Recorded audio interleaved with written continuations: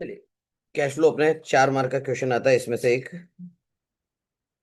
किसे कहते हैं कैश फ्लो? जो क्या दिखाएगा?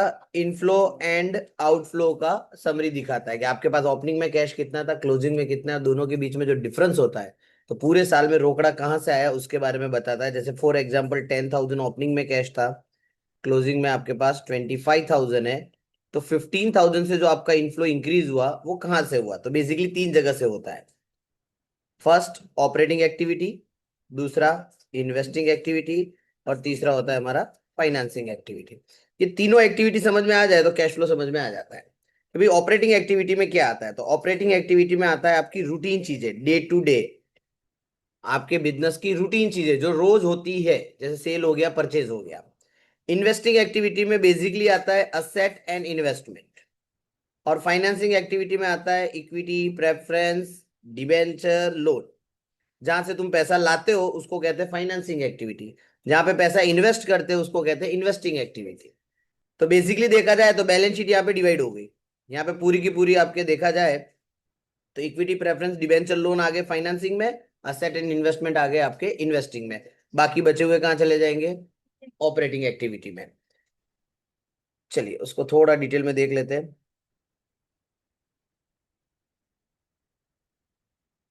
चलो, ये वर्ड आपको ध्यान रखना है, कैश एंड कैश इक्विवेलेंट। तो कैश का मतलब होता है cash and bank, and equivalent का मतलब होता है highly liquid short term investment. ये वो इन्वेस्टमेंट है जो इजीली कैश में क्या हो सकते हैं? कन्वर्ट हो सकते हैं, तो उसको कैश ही कहा जाएगा। जैसे कोई इन्वेस्टमेंट है आपके पास, करंट इन्वेस्टमेंट जो 1 महीने के बाद आप बेचने वाले हो, तो उसको इन्वेस्टमेंट नहीं कहा जाएगा, उसको क्या कहा जाएगा? Cash and cash equivalent. Inflow outflow दो चीजें होती है, पैसा आया तो इनफ्लो, पैसा गया तो आउटफ्लो। अब सीधी बात करते हैं अपने ऑपरेटिंग एक्टिविटी की। कोर बिजनेस ऑपरेशंस इसमें कवर होते हैं। ठीक है, इसके अंदर क्या क्या आता है? आपके खर्चे, सैलरी हो गया, वेजेस हो गया, रेंट पे किया, टैक्स पे किया, ये सब आपके बिजनेस के खर्चे माने जाएंगे। क्या क्या नहीं आएगा? तो असेट को बेचा तो वो यहां नहीं आएगा, क्योंकि वो तो कहाँ जाएगा? इन्वेस्टिंग एक्टिविटी में। आपको इंटरेस्ट मिला, कौन सी एक्टिविटी हो जाएगी? मिला, फाइनेंसिंग में तो हम देते। इन्वेस्टिंग, डिविडेंड मिला, इन्वेस्टिंग, इंटरेस्ट दिया, डिविडेंड दिया, फाइनेंसिंग एक्टिविटी। ठीक है, चलो एक बार मैं तुमको फॉर्मेट भी दिखा देता हूँ, बनाया हुआ ही पड़ा है ताजा ताजा। ये हमारा बेसिकली ऑपरेटिंग एक्टिविटी का फॉर्मूला होता है, जिसको हम फॉर्मेट के अंदर कन्वर्ट करें तो कुछ इस तरीके से बन जाता है। स्टार्ट करते हैं हम हमेशा cash flow from operating activity, और उसके अंदर सबसे पहले हम लिखते हैं पी एंड एल।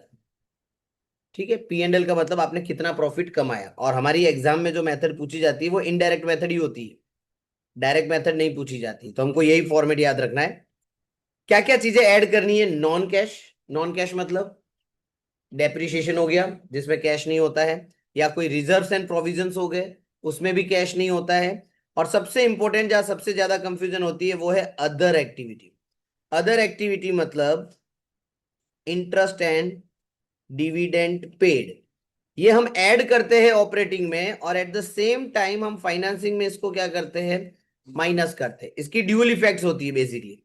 और सेम मैनर में रिसीव में भी ऐसा होगा, इंटरेस्ट रिसीव्ड और डिविडेंड रिसीव्ड, वो हम पी एंड एल में माइनस करते हैं, लेकिन एट द सेम टाइम हम इन्वेस्टिंग में इसको क्या करते हैं? प्लस करते हैं। तो सर यहाँ क्यों माइनस करते हैं ऑपरेटिंग में? यहाँ जितना भी ऐड और लेस में लिख रहा हूं ना, ये ऑपरेटिंग नहीं है। ये जो ऑपरेटिंग नहीं है ना, उसको यहां से निकाला जा रहा है। आपको याद हो तो मैंने आपको पी एंड एल का एक एग्जांपल दिया था स्टार्टिंग में, याद है किसी को?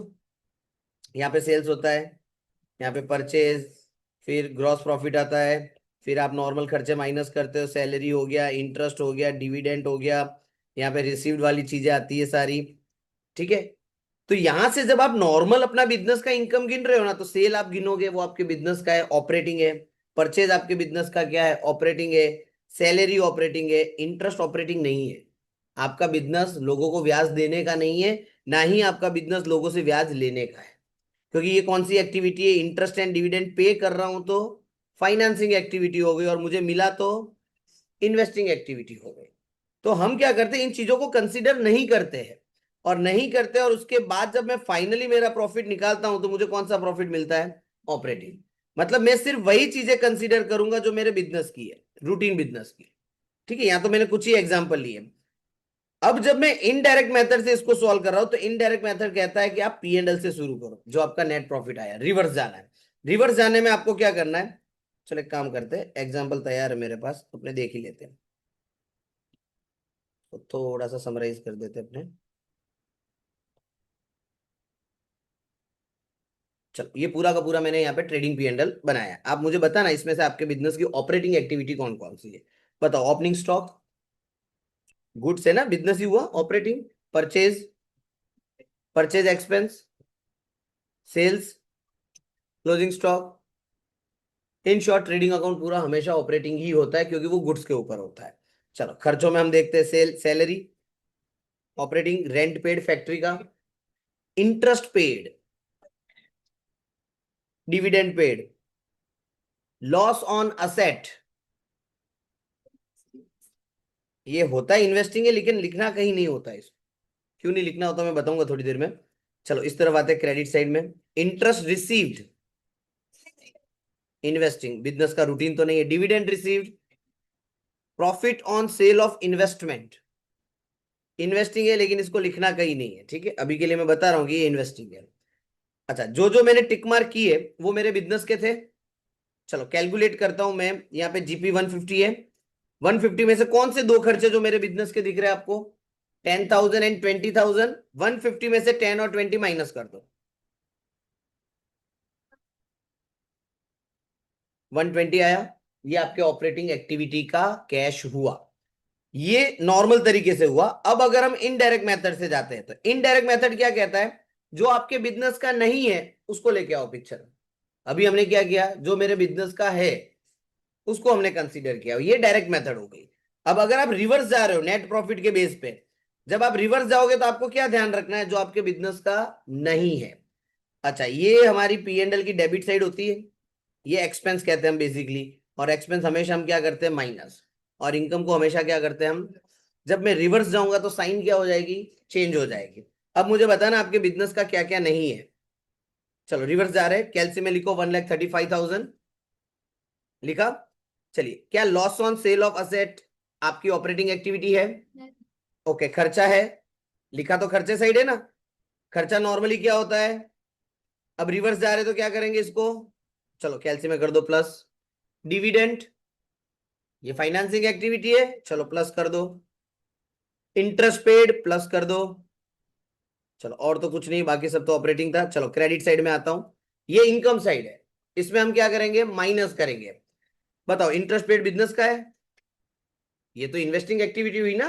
चलो इसको करो -20,000। डिविडेंड, ये भी आपका इन्वेस्टिंग हुआ, माइनस करो। कितना आया, अच्छा ये प्रॉफिट ऑन इन्वेस्टमेंट, ये आपका इन्वेस्टिंग एक्टिविटी हुआ, माइनस करो। कितना बचा, 120। आप सीधा जाओगे उल्टा जाओ, आंसर हमेशा क्या आएगा आपका, सेम ही आएगा। हम एग्जाम में कौन सी मेथड से जाते हैं, रिवर्स मेथड से, इसलिए हम उसको कहते हैं इनडायरेक्ट मेथड। हमको नेट प्रॉफिट से शुरू करना होता है, इसलिए हमें वो चीजें ध्यान में लेनी है जो मेरे बिजनेस की नहीं है। और जब हम वो चीजों को ध्यान में वहां पे लिखते हैं ना ऐड और लेस में, इसका मतलब वो लिख नहीं रहे, हम उसको पी एंड एल से निकाल रहे हैं। क्योंकि पहले आपने लिख लिया था इधर, आपने उसको माइनस कर दिया था, अब उसको सुधारने के लिए क्या कर रहे हो आप, उसको प्लस। ये रेक्टिफिकेशन ऑफ एरर जैसा हो जाता है। इनकम साइड जितनी भी चीजें लिखी वो आपने ओरिजिनली प्लस की थी, उसको हटाने के लिए हम क्या कर रहे हैं, अब माइनस कर रहे हैं। तो ये है हमारा ऑपरेटिंग एक्टिविटी। बस दो चीजें आपको जो खास ध्यान रखनी है, इंटरेस्ट एंड डिविडेंड का, वो दोनों तरफ जाता है, ठीक है। चलो मैं डायरेक्टली मूव कर देता हूं वर्किंग कैपिटल की तरफ। ऑपरेटिंग एक्टिविटी में एक वर्किंग कैपिटल करके चीज होती है, जिसमें अगर करंट असेट इंक्रीज हुई तो पैसा गया, करंट असेट इंक्रीज हुई तो पैसा गया, और करंट असेट आपकी डिक्रीज हुई तो पैसा आया। ये कैसे हो जाता है, तो फॉर एग्जाम्पल, साल की शुरुआत में 1 लाख रुपए के डेटर थे जिनसे आप पैसा मांग रहे हो। साल खत्म हुआ, डेटर घट के हो गए आपके 60,000, तो इसका मतलब 40,000 के डेटर कम हुए। डेटर कम होने का मतलब क्या हुआ, इन डेटरों ने आपको क्या दे दिया। तो जब आपकी करंट असेट घटी तो एट द सेम टाइम आपका कैश बढ़ जाता है। और इसका रिवर्स अगर मैं देखूं कि भाई 50,000 का स्टॉक पड़ा था, साल खत्म हुआ तो स्टॉक बढ़ के हो गया 60,000, मतलब 10,000 से स्टॉक बढ़ा। इट मीन्स आपने 10,000 का माल खरीदा, माल खरीदा तो पैसे गए। तो करंट असेट में एग्जैक्ट रिवर्स होगा, करंट असेट बढ़ेगी तो कैश घटेगा और करंट असेट घटेगी तो कैश बढ़ेगा। करंट लाइबिलिटी में सीधा सीधा होता है, अगर करंट लाइबिलिटी इंक्रीज तो कैश भी इंक्रीज और करंट लाइबिलिटी डिक्रीज तो कैश भी डिक्रीज। उसमें भी देख लो, बैंक लोन लिया था आपने कोई 1 लाख रुपए का, साल खत्म हुआ बैंक लोन बढ़ के हो गया 1,20, लोन बढ़ा, बढ़ा तो पैसा आया क्या गया? आया। मतलब जब करंट लाइबिलिटी बढ़ती है तो कैश भी बढ़ता है और करंट लाइबिलिटी घटेगी तो कैश भी घटेगा। चलो बाकी इन्वेस्टिंग एंड फाइनेंसिंग में क्या आता है वो आपको अच्छे से पता है। इन्वेस्टिंग में क्या क्या, असेट एंड इन्वेस्टमेंट, और फाइनेंसिंग में क्या आएगा, equity, preference, debenture and loan. अच्छा मैंने एक चीज बोली थी लॉस वाली, और वो मैंने बोला था कि ये आप बोल रहे हो इन्वेस्टिंग, लेकिन ये इन्वेस्टिंग में भी नहीं जाएगा। जैसे loss on sale of asset, ठीक है, असेट देख के आपको लग रहा है ये इन्वेस्टिंग है, तो इन्वेस्टिंग में कहाँ लिखोगे इसको, प्लस में कि माइनस में? क्योंकि लॉस हुआ, तो लॉस होने पे पैसा गया। ओके एग्जांपल देता हूँ, 100 रुपए की असेट है, आपने 80 रुपए में बेची। 100 रुपए की असेट कितने में बेची? ओके कितना नुकसान हुआ? अच्छा जो आपने बेचा वो पैसा आया कि गया? आया, तो आप इन्वेस्टिंग में प्लस करोगे। और आप बोल रहे हो सर लॉस को माइनस करो, तो आपके पास तो 60 रुपए ही आए ना। आप जो बोल रहे हो कि 80 रुपीज तो जो बेचा वो प्लस किया, और लॉस को क्या कर दिया हमने सर, माइनस। अगर आप 80 को प्लस कर रहे हो 20 को माइनस कर रहे हो तो नेट इफेक्ट कितने की आई? जबकि आपके पास तो खरे कर कैश 80 आया ना, 60 थोड़ी है। सो लॉस को कभी भी लिखा नहीं जाता है। सेम मैनर में प्रॉफिट में समझो, 100 रुपीज की असेट 120 में बेची, तो आपके पास पैसे कितने आए? 120 आए। ठीक है 120 में बेची, 120 आए, तो आप 120 को प्लस करोगे। At the same time profit कितना हुआ? अब आप बोलोगे सर प्रॉफिट भी प्लस होगा, तो इसका मतलब तो ये हो जाता है आपके पास 140 आए। सो ध्यान रखना प्रॉफिट की भी कोई इफेक्ट नहीं होती, वो प्रॉफिट इसके अंदर ही है 120 के अंदर। ठीक है, सो लॉस एंड प्रॉफिट सिर्फ ऑपरेटिंग में लिखा जाएगा, इन्वेस्टिंग में लिखा नहीं जाएगा, क्योंकि उसमें कैश होता ही नहीं है। चलिए कुछ बेसिक क्वेश्चन देखते हैं अपने ऑपरेटिंग के। आपको खाली बताना है मुझे एड और लेस। ये पहली वेराइटी है जिसमें आपको सीधा सीधा प्रॉफिट दे दिया है।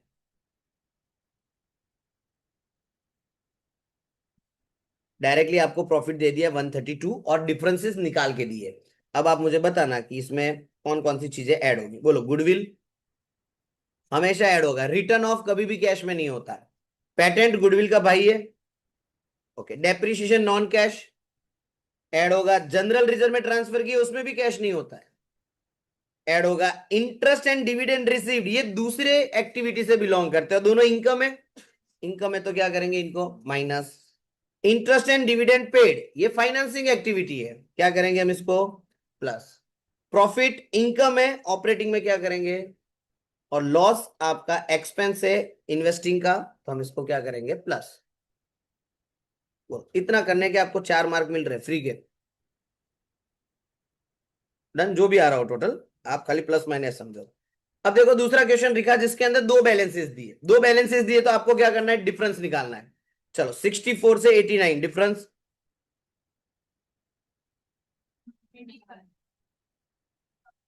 18 एंड 34, 23 एंड 22 डिफरेंस। नहीं नहीं रुक जाओ, कौन सा पॉइंट है ये? टैक्सेशन प्रोविजन का रूल अलग है, चलो अभी चर्चा करेंगे। 16 से 28, 19 से 15, कौन सा? गुडविल माइनस में थोड़ी हुई, गुडविल राइट ऑफ हुई ना। 19 की गुडविल थी, कितने की हो गई? मतलब 4,000 रुपए की गुडविल आपने राइट ऑफ कर दी। राइट ऑफ कर दी मतलब ये खर्चा हुआ, और पर कौन सा खर्चा है, नॉन कैश खर्चा है। ठीक है, चलो अब ये ध्यान रखो, नहीं डेटर वाले में, हाँ चलो डिफरेंस निकाल दो। 18 और 38,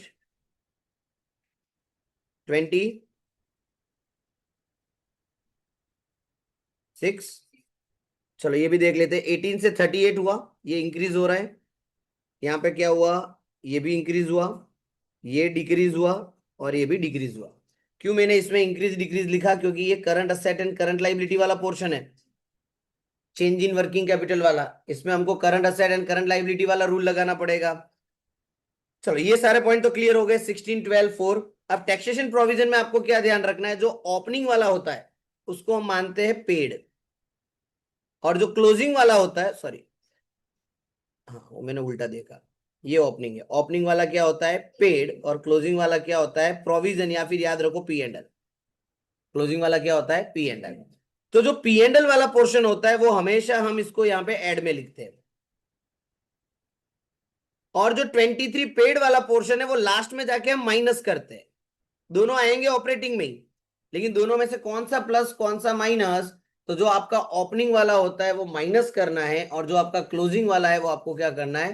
प्लस करना है। सिंपली ध्यान रखना, ओपनिंग वाला क्या करोगे? माइनस। क्लोजिंग वाला क्या करना है आपको? प्लस। चलो, इंक्रीज डिक्रीज भी हो गया। अब इंक्रीज डिक्रीज में हम चेक कर लेते हैं पैसा आया कि गया। देखो डेटर्स आपके बड़े, डेटर करंट असेट है, तो क्या होगा? पैसा आया कि गया? गया। क्रेडिटर करंट लाइबिलिटी है, तो पैसा आया। Okay, bills receivable current asset है, डिक्रीज हो रहा है तो पैसा आया। और करंट लाइबिलिटी डिक्रीज हो रही है तो पैसा गया। करंट असेट में उल्टा सोचना है खाली, करंट लाइबिलिटी में सीधा ही सोचना है। ऐसा हो तो एग्जाम में जाके पीछे लिख लेने का पहले रफ पेज में, तो कंफ्यूजन ना हो। ये पूछने के चांसेस है पूरे पूरे। चलो, फिर वापस तीसरी वैरायटी। चलो बताना, टैक्सेशन प्रोविजन लिखा है। प्रोविजन का मतलब होता है पी एंड आई, और पेड लिखा हो तो ही वो पेड माना जाएगा। चलो क्या करेंगे? 30,000 को plus. Propose dividend same provision के जैसा ही है, प्लस।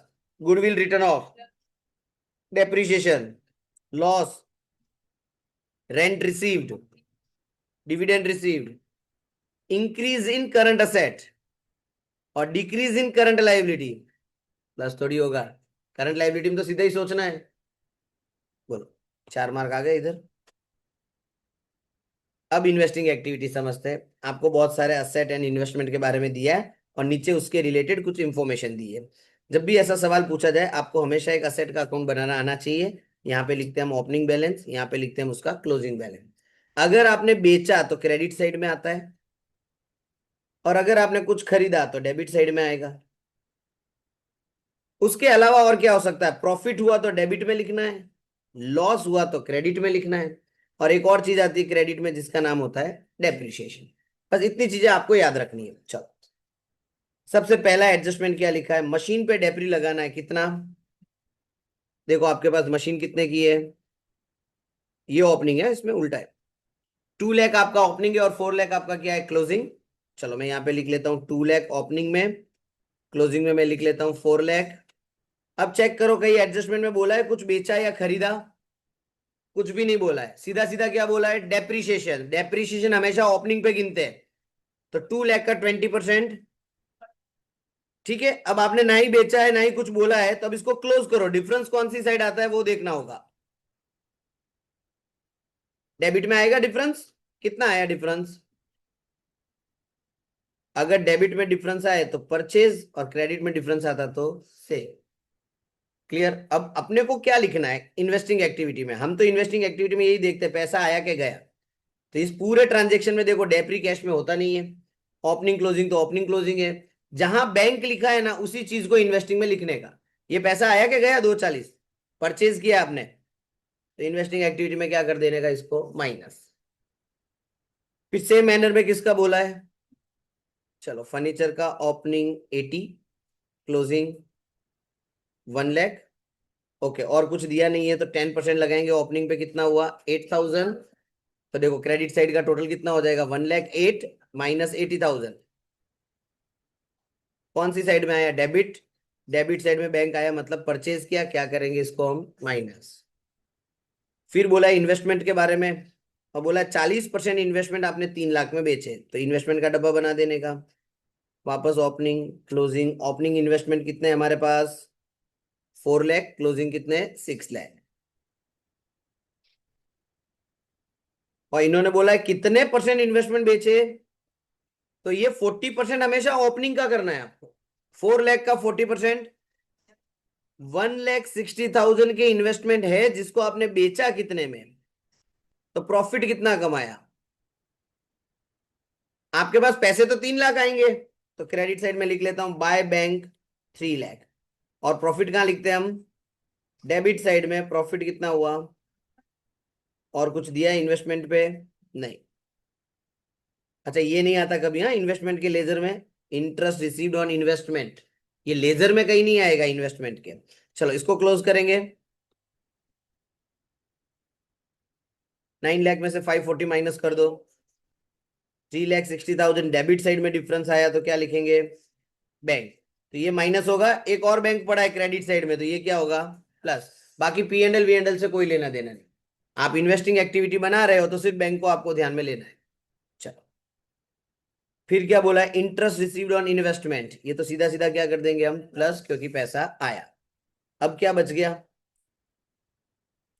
इन्वेस्टमेंट हो गया, मशीन हो गया, लैंड एंड बिल्डिंग में आप देखो 6 लाख से कितना है, फर्नीचर 80 से कितना हुआ, फर्नीचर तो हो चुका है, चलो गुडविल पेटेंट सॉरी 1 लाख से बढ़ा के घटा, क्या करेंगे, यहां कुछ करेंगे कि ऑपरेटिंग में करते हैं। अगर कोई भी इंटेंजिबल असेट घटती है तो उसको रिटर्न ऑफ कहते हैं, और रिटर्न ऑफ कभी इन्वेस्टमेंट में नहीं आता, वो ऑलवेज किस में जाता है, ऑपरेटिंग में। लेकिन क्वेश्चन में ऐसा बोला हो कि पेटेंट सोल्ड, ऐसा मेंशन किया हो, सोल्ड आउट, तो 1 लाख से कितने हुए, 80, मतलब कितने के बेचे। अगर आपने बेचे हैं तो फिर वो इन्वेस्टिंग हो जाएगा, अगर आपने खरीदे हैं तो वो इन्वेस्टिंग है, आपने कुछ नहीं किया फिर भी वैल्यू डाउन हो गई तो ऑपरेटिंग।